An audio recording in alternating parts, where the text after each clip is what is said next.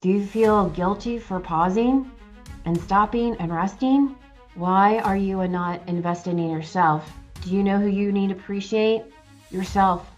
Hello, everyone. I'm Michelle Cordy. I'm a transformational coach, and I help people, especially women, believe in themselves by putting themselves first. That is not selfish, too. That's necessary because you can't pour from an empty cup. People pick up on your energy, and if you are not pouring into you, it really translates to others. I help people feel seen, heard, valued, and supported for who they truly are, and help you soar into your beautiful butterfly to be your authentic self. Today, I want to talk to you about signs you don't have a good relationship with yourself. Are you always doing, and you're unable to rest? You're unable to stop and pause? Do you feel guilty for pausing and stopping and resting?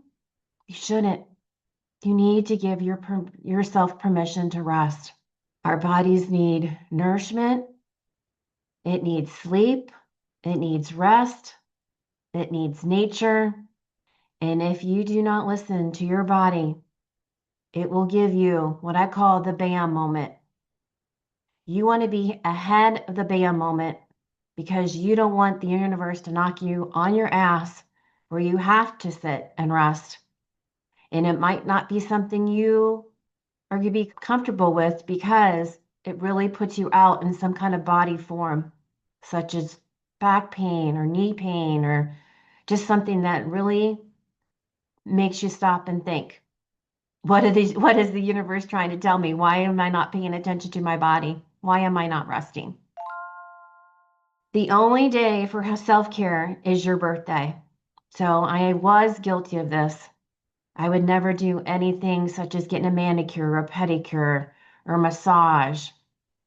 I would take a me day on my birthday when I worked in the corporate world. And it was it was great. But I only chose that one day to do something for me. There's 365 days in a year. It could be something small. It doesn't have to be buying something. It could be doing something for yourself. You need to enjoy life and you need to incorporate self-care. Self-care is so impactful for your life. Your body picks up on this as well. If you're not treating your body well, it manifests in all areas of your life, emotional, spiritual, mental. Do you buy your clothes from secondhand shops? And while you go buy your children the name brand things and new clothes and items and do amazing gift giving for others and not yourself? Now, secondhand shops, they do have great clothes. I'm not knocking that at all. But my point is are you always outdoing for others and not you? This can stem from low self-worth. I'm not worthy of this or that. You are. You are worthy. I want them to have what I couldn't have. Oh, live in a generation, our grandparents were exposed to this and limiting beliefs were transferred to our parents and then to us. We are able to do a lot more than them. Very grateful for that. So don't allow those limiting beliefs to get you blocked. Don't feel the guilt and shame of these strong emotions. It takes unlearning to relearn these patterns. So make sure you're giving to yourself just as much as you give to others. Are you saving outfits and meals for special occasions? You need to stop that guilt and shame. Oh, I can only wear this because it's my birthday. No, wear it any day. I'm wearing a skirt today.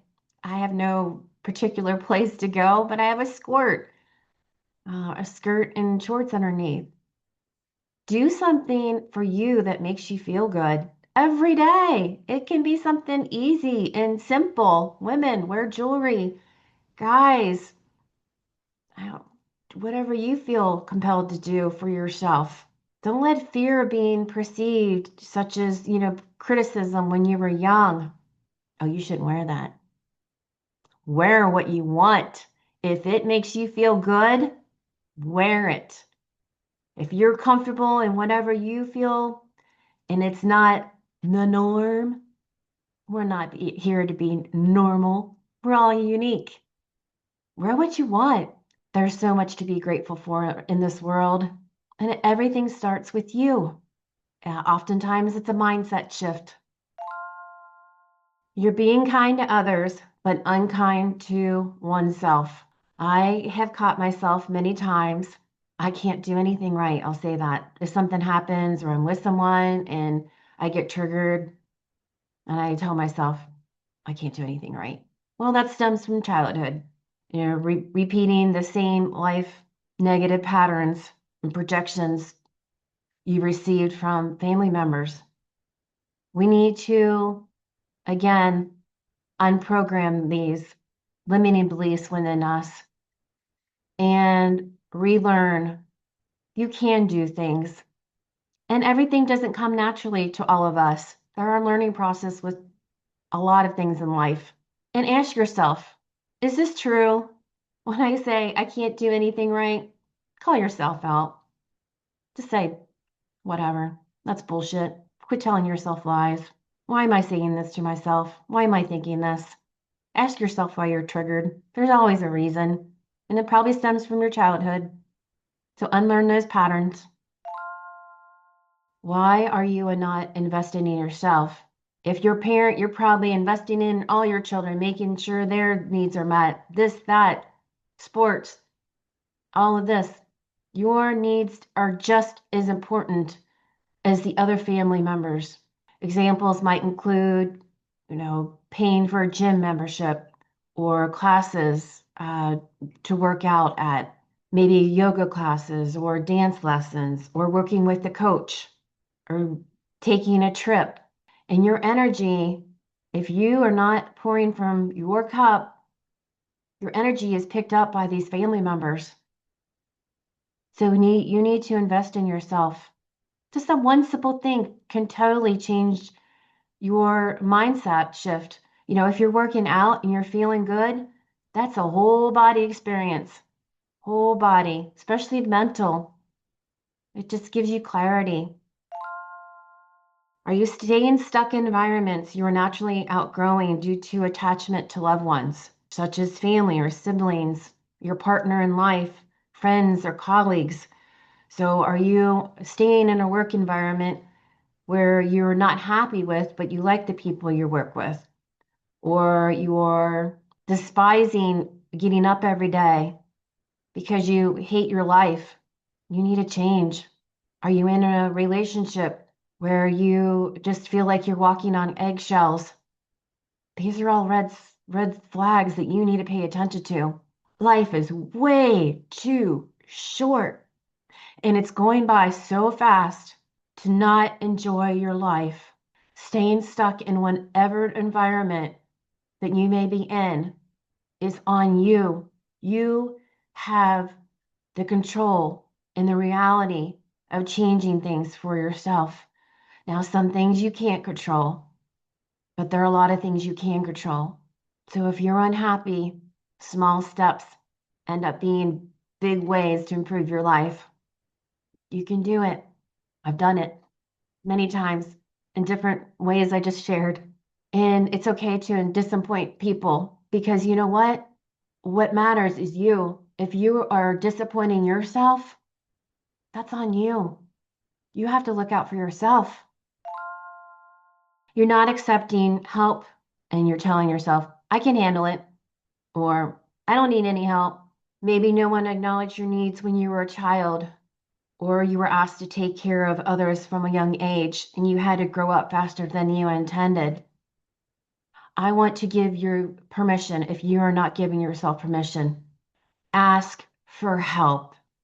Do not feel guilty for it. Been there, done that, and it's okay. It's okay to ask for help. There's some things you can't do for yourself. You learn from others. We're here to experience other people's reactions and lessons, and that involves other people as well. So the human experience is we need to learn, and what we need to learn is from other people as well. That's how we grow. So do not feel guilty for asking for help. Are you lacking boundaries due to overgiving nature and a desire to help others? Likely because no one was there to help you. So you had to learn at a young age to fend for yourself, which is okay. However, if you are in a toxic behavior modeled by your parents and you abandon yourself for the needs of pleasing your parents, and then that stems to now being not able to say no, you're only hurting yourself. You need to stop the people pleasing. You can't downsize yourself for other people in order to make them feel comfortable. You're just diminishing your light, and your light is needed in this world because, like I said, we all are unique and we have our gifts and we need to share them with the world. You can't live in the darkness. You cannot be always saying yes to things that make you feel uncomfortable or not wanting to do it. And just because you're good at something doesn't mean you have to do something throughout your entire life, especially in the working world. If you're burned out, there's a red flags. If you're asked to do projects at work that you just like you cringe and then you wake up the next, you're asked to do a project and you go to work the next day and you're just hating your life, you need to speak up. Just say what's on your mind. It is not, you cannot be blamed for speaking your truth. Don't feel bad for speaking up. If it's not aligned with you, why are you doing it? You're only hurting yourself more. You don't remember your childhood, but you claim it was a happy one.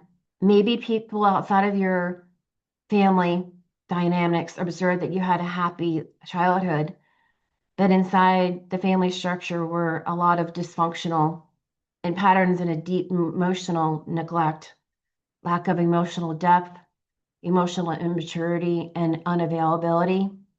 Just because your parents were physically there, maybe they weren't emotionally there. Maybe you didn't hear, I love you. Maybe you didn't hear, I'm proud of you. Maybe you were criticized throughout your entire life of your childhood, and that and stems into your adulthood until you unlearn the patterns and you're saying, these are not mine to carry. They were projected onto you and you need to release them. Those are not yours. They're someone else's. You need to believe in you. You need to believe in yourself. Everything stems from you. The choices you make, you have to choose wisely, especially with your mind, your heart and your soul and your mind. Sometimes your heart and your soul are screaming at your mind. Mine has been lately. Don't allow what others perceive to impact the way you feel because only you know your truth. You don't have a good relationship with food. So you're either starving yourself, you're overindulging, you're binge eating, you're eating foods that upset your stomach when you know that you shouldn't eat certain foods. Now, why do we do this? For me, sweets can be a emotional go-to, so to speak. I'll overindulge and I'm like, why am I doing this? You need to ask yourself, why am I doing this? Why am I triggered? It's usually stems from childhood, the wounding, the trauma, how we dealt with our emotions. Again, we need to unlearn these patterns and cycles and relearn and teach ourselves other ways to cope, such as getting outside in nature. I am a big component of nature. Find other ways to find yourself when you are want to overindulge in food or binge eat or even drinking. Are you looking to prove your value through achievements, such as promotions, awards, money, or status? So if oh, so and so is going to love me more if I do this. If I'm going to get this promotion at work, maybe people will like me better. Or if I have this money, people will appreciate me more. Let go of those self-limiting beliefs. Do you know who you need to appreciate? Yourself. You need to appreciate yourself. because you need to value yourself because you are the most important person in the world. You are with yourself 365 days, 24 hours, 7 days a week. And if you don't appreciate yourself, that transfers to other people and they pick up on that energy. And then they don't want to be around your energy because you deplete them. Again, everything starts with you. Are you lacking physical movement? Are you unmotivated and not disciplined? Which in turn, you're feeling numb and depressed. People accuse you of being lazy, but you're actually stuck in survival mode and your inability to enjoy life. Again, life is way too short and it's going so freaking fast. You need to appreciate the little things in life. Every day is a gift when we open our eyes. And there are people that are not able to do that.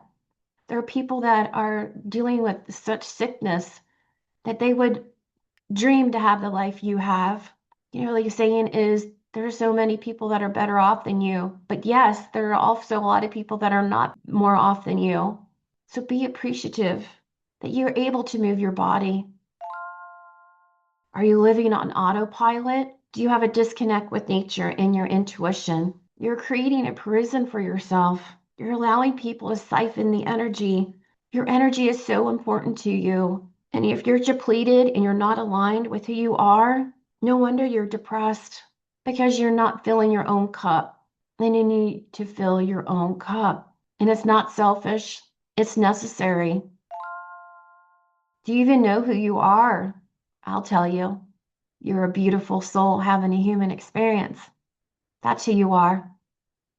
And this human experience isn't easy at all. However, there are many things that you can choose in your thoughts and your words, the way you speak to yourself. One of the most important things, your intuition is your internal compass.